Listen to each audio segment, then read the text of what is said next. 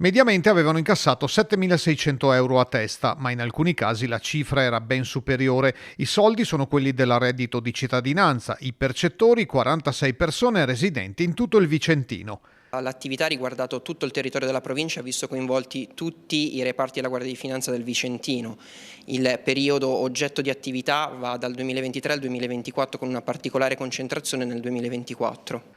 Qualcuno non era in regola con la residenza decennale in Italia, altri non avevano dichiarato redditi, casa e auto di proprietà, ma i casi più clamorosi riguardano alcuni pregiudicati. Capitato tra le varie attività effettuate di riscontrare che alcuni soggetti avevano presentato la DSU, quindi avevano richiesto il beneficio, ma non rispettavano quello che era il cosiddetto requisito dell'onorabilità, quindi presentavano dei precedenti di diversa natura sulla loro fedina penale.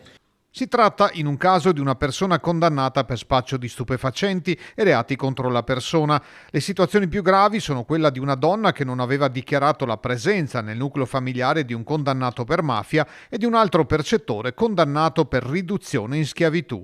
C'era poi chi il reddito di cittadinanza non lo aveva ancora incassato, ma lo aveva chiesto pur non avendone diritto. Spicca anche la situazione di un beneficiario del reddito che aveva accumulato grosse vincite online. Tra i vari riscontri effettuati tramite il portale dell'Agenzia delle Dogane e dei Monopoli è stato riscontrato che un soggetto per 2 anni ha vinto 150.000 euro che però non sono confluite né nella dichiarazione ISEE né nella DSU presentata per l'ottenimento del beneficio.